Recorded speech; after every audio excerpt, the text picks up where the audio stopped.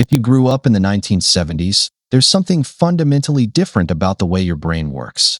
You didn't grow up with smartphones, social media, or instant answers to every question. You learned patience by waiting.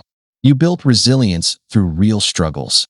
And psychology reveals that these experiences shaped you into someone stronger, more resourceful, and mentally tougher than today's generation could ever imagine. If you think this is just nostalgia, stay until the end because what you're about to discover will prove you were built different. Before we dive deep into the psychology of 1970s kids, if you want more content that uncovers the hidden truths about human behavior and what makes us who we are, hit that subscribe button and turn on notifications. Trust me, you won't regret it. Now let's begin. The 1970s was a unique time in human history. It was an era before the digital revolution, before everything became instant and convenient. Kids in the 70s experienced life in its rawest form, playing outside until the streetlights came on, solving problems without Google, and building friendships that required actual effort. Psychology shows that growing up in this environment didn't just shape personalities.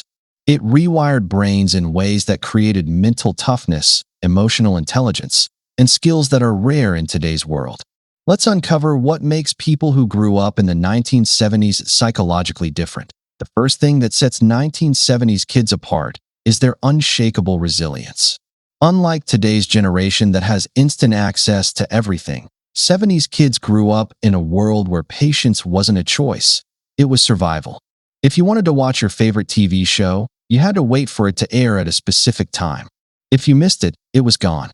There was no streaming, no recording, no on-demand entertainment. This taught delayed gratification, one of the strongest predictors of success in life. Psychology studies show that people who can delay gratification tend to have better self-control, higher emotional intelligence, and greater life satisfaction. 1970s kids mastered this without even realizing it. They learned to wait, to deal with boredom, and to appreciate things when they finally came. This built mental toughness that today's instant gratification culture completely lacks. When something broke, they didn't just throw it away and buy a new one. They figured out how to fix it. When they were bored, they didn't scroll through endless content. They created their own fun. This constant problem-solving strengthened their brains in ways that neuroscience now confirms leads to better critical thinking and adaptability. Another defining psychological trait of 1970s kids is their ability to form real, deep human connections. In a world without texting, social media, or video calls, every friendship required effort. If you wanted to hang out with someone, you had to walk to their house or call their landline and hope they were home. If you had a problem with a friend, you couldn't hide behind a screen. You had to face them, talk it out, and resolve conflicts in person. This created a level of emotional intelligence and social skills that's becoming extinct today. Psychology tells us that face-to-face interactions develop empathy, improve communication, and build stronger emotional bonds. 1970s kids didn't have the option to ghost people or avoid uncomfortable conversations. They learned confrontation, vulnerability, and genuine connection. Research shows that people who grew up with more in-person social interaction have better mental health, stronger relationships, and higher life satisfaction. They know how to read body language, understand tone, and navigate complex social situations without relying on emojis or edited messages. These are skills that can't be learned through a screen. Here's something fascinating.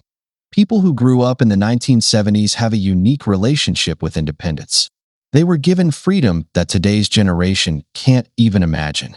Kids would leave the house in the morning and not come back until dinner, roaming neighborhoods, exploring, getting into trouble, and figuring things out on their own.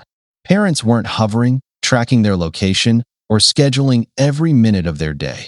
Psychology calls this free-range childhood, and studies prove it leads to greater independence, better decision-making skills, and higher self-confidence. 1970s kids learned to assess risk, solve problems without adult intervention, and take responsibility for their choices. They fell, got hurt, made mistakes, and learned from them without anyone rushing to protect them from every consequence. This created a generation of people who don't need constant supervision or validation. They trust their own judgment, They're comfortable making decisions, and they don't panic when things go wrong because they've been handling challenges on their own since childhood. Modern parenting has shifted toward overprotection, which psychology links to increased anxiety and decreased resilience in young adults. 1970s kids didn't have that problem. Another psychological advantage of growing up in the 1970s is the ability to embrace boredom and turn it into creativity. Today, boredom is treated like a disease that needs to be cured immediately with a screen. But in the 70s, boredom was just part of life. And that boredom forced kids to use their imagination. They built forts out of blankets, created entire worlds with toys, invented games with nothing but a ball and some friends, and spent hours just exploring nature. Neuroscience now shows that boredom is actually essential for creativity and innovation. When the brain isn't constantly stimulated, it defaults to what's called the default mode network, which is responsible for imagination, problem-solving, and big-picture thinking. 1970s kids became natural innovators because they had to entertain themselves. They didn't have algorithms feeding them content. They had to create their own. This is why so many revolutionary inventors, entrepreneurs, and artists from that generation credit their childhood freedom and boredom as the foundation of their success. Work ethic is another area where 1970s psychology stands out.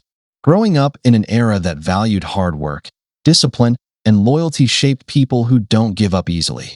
They saw their parents work long hours, often in physically demanding jobs, without complaining. They learned that success requires effort, sacrifice, and persistence. Psychology shows that people who grow up with strong role models of work ethic develop what's called a growth mindset. They believe that abilities can be developed through dedication and hard work, not just handed to them. 1970s kids didn't expect participation trophies or instant success. They understood that you earn what you get, and nothing worthwhile comes easy. This mindset translated into careers where they stayed loyal to companies, worked their way up through effort, and didn't jump ship at the first sign of difficulty. Modern work culture emphasizes quick results and constant job hopping, but 1970s kids have a depth of commitment and perseverance that's rare today. What's the final takeaway? People who grew up in the 1970s aren't just nostalgic about the past. They're psychologically wired differently. They have resilience that comes from delayed gratification, emotional intelligence from real human connection, independence from free-range childhoods, creativity from embracing boredom, and work ethic from watching effort lead to results. If you're from the 1970s, you experienced something that today's generation never will. You weren't raised by screens. You were raised by experience, by challenge, by real life. And that made you stronger, more adaptable, and mentally tougher. The world has changed, and not all change is progress. The skills and mindset you developed growing up in the 70s are becoming rare, which makes them more valuable than ever. Don't let anyone tell you that you're out of touch or outdated. You were built different, and psychology proves it. If this resonated with you, drop a comment and let me know what part of growing up in the 70s shaped you the most. And remember, in a world obsessed with instant everything, patience, resilience, and real connection will always be timeless strengths.